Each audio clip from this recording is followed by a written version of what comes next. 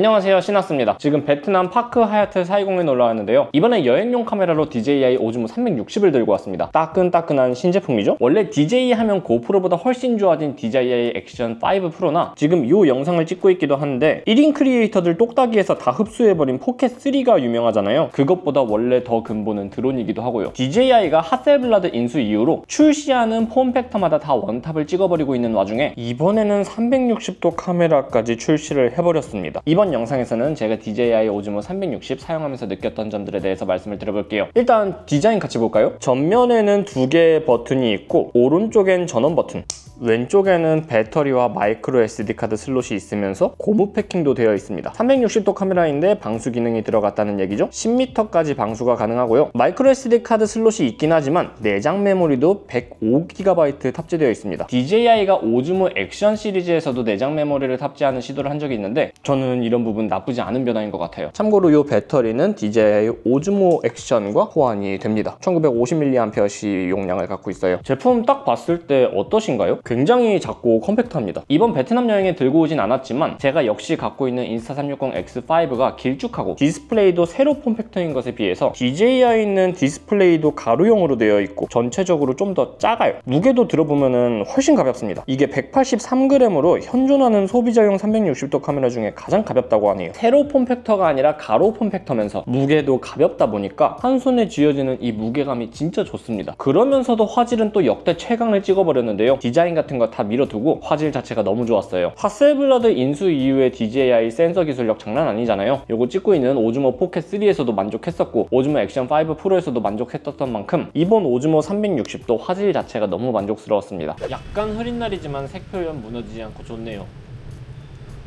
별도로 후보정 들어가지 않고 리프레이밍만 진행하였습니다. 별 신경 쓰지 않고 그냥 들고만 다녔는데 퀄리티 정말 좋아요. 근데 베트남에서 횡단보도 건너기 진짜 어렵긴 하더라고요.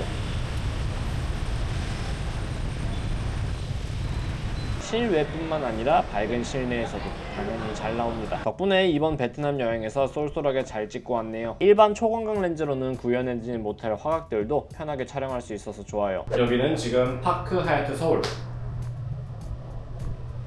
삼성역 바로 앞 시티뷰입니다. 이게 제대로 DJI 오즈모 360도에 담길까요? 담기고 있나요? 담기고 있나요?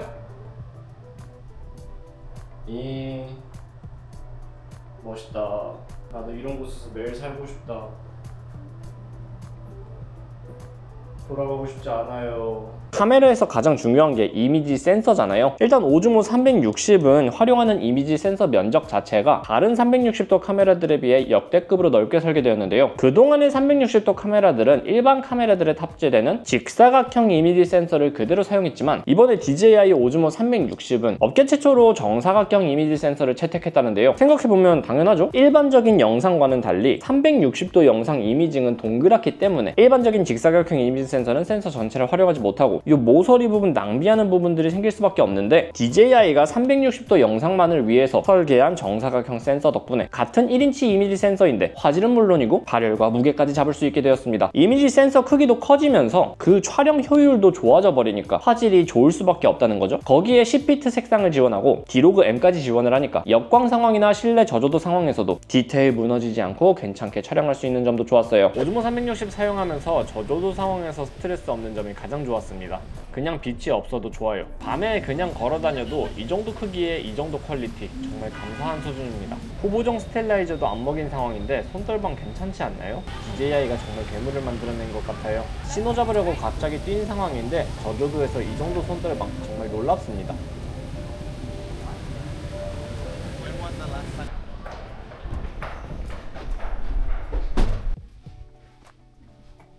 이게 지금 일반 8K 30프레임 영상입니다. 사실 지금 빛이 별로 없는 상당히 저조도 상황임에도 불구하고 손떨방이나 이런 것들을 꽤 잘 잡아주죠. 좋습니다. 그런데 이제 여기서 슈퍼나이트 모드를 써보면 어떻게 좀 다르게 느껴지시나요? 지금은 8K 30프레임 슈퍼나이트 모드입니다. 일반 모드 자체도 워낙 잘 나와서 슈퍼나이트 모드가 큰 차이가 있나 싶긴 한데 슈퍼나이트 모드는 사실 엄청나게 저조도 상황일 때 더 진가를 발휘하죠. 그래서 아예 불을 꺼보도록 하겠습니다. 제가 잘 보이나요? 이렇게 어두운 상황, 거의 밤거리에서 괜찮게 사람을 잘 찍어주는지 궁금합니다. 꽤 괜찮게 나온단 말이에요? 신기합니다. 어떻게 기술력을 이렇게 만든 거지? 거기에 360도 카메라 최초로 8K 50프레임, 6K 60프레임 촬영을 지원합니다. 이거 살짝 360도 카메라 기초 지식인데 360도 카메라는 듀얼 렌즈가 탑재되어 있어서 각각 렌즈가 4K, 4K를 담아서 8K로 촬영한 다음에 유저가 원하는 방향으로 리프레이밍하는 방식이거든요. 그래서 4K로 내보내기를 할 때 화질 손상을 원하지 않는다면 8K 촬영이 필수입니다. 인사360X5가 8K 30프레임까지 지원하는 것에 비해서 한 단계 더 높은 모습을 DJI가 보여주고 있죠. 8K 발열 억제 능력도 역시 정사각형 센서 덕분인지 나쁘지 않습니다. 물론 21세기 광학기술 특성상 촬영 해상도가 높아지면 필연적으로 발열이 발생할 수밖에 없어요. DJI 오즈모 360도도 어느 정도 발열이 느껴지긴 합니다. 하지만 발열이 조금 느껴진다고 바로 픽 꺼져버리는 다른 카메라들과는 다르게 발열 억제 능력은 역시 DJI답다 싶어요. 8K 30프레임 스펙상 100분 촬영 가능하다고 하는데 실제 촬영은 115분 이상 가능했습니다. 이걸 어떻게 설명드려야 될지 모르겠지만 지금 2시간 넘게 촬영을 한 상태인데도 불구하고 뜨겁지 않아요. 물론 살짝 따뜻해. 하지만 막 고프로처럼 막 손도 못 댈 만큼 뜨거워지지 않습니다. 그냥 살짝 발열이 올라왔다 정도인 것 같아요. 오즈모 액션 5 프로에서도 그랬고 포켓 3도 그랬고 DJI는 항상 해내왔습니다. 오즈모 액션이랑 호환 가능한 이 배터리 성능 덕분인지 8K 30프레임 기준 연속 100분 녹화, 6K 24프레임 기준으로 최대 190분까지 촬영이 가능하다고 하네요. 솔직히 일반적인 유저 입장에서는 이렇게까지 길게 촬영할 일은 없을 것 같긴 하고 일상 촬영하는 여행용, 기록용으로는 발열 때문에 꺼질 걱정도 없고 또 배터리 부족할 일도 없게 괜찮게 쓸 수 있었습니다. 그리고 또 여행용 카메라에서 무시할 수 없는 게 휴대성과 방수성이잖아요. 오즈모 360은 360도 카메라임에도 불구하고 IP68 등급의 방수 방진을 지원합니다. IP68은 요즘 플래그십 스마트폰들에나 적용되는 등급인데 360도 카메라가 IP68 등급을 받았다는 건 좀 놀랍네요. 덕분에 비 오는 날이든 수영장이든 별도의 방수 하우징 없이도 물속에서 촬영도 가능합니다. 360도 카메라가 일단 장점이 촬영 눌러놓고 나중에 별도 프레이밍으로 찍고 싶은 것 후편집이 가능하다는 점인데 카메라 사이즈가 워낙 작고 가벼워서 어디든 들고 다니고 주머니나 가방에 쏙 들어가고 촬영 필요할 때 바로 꺼내서 녹화 버튼만 눌러주면 되니까 일상용 여행용으로 진짜 순간 포착이 너무 쉽습니다. 전원 버튼 누르자마자 바로 켜지는 반응 속도도 너무 좋습니다. 이거는 오즈모 액션 5 프로에서도 똑같았죠? 이게 대기 전력 덕분인데 대기 전력 초기화 하더라도 전원 켜지는 속도 꽤나 좋습니다.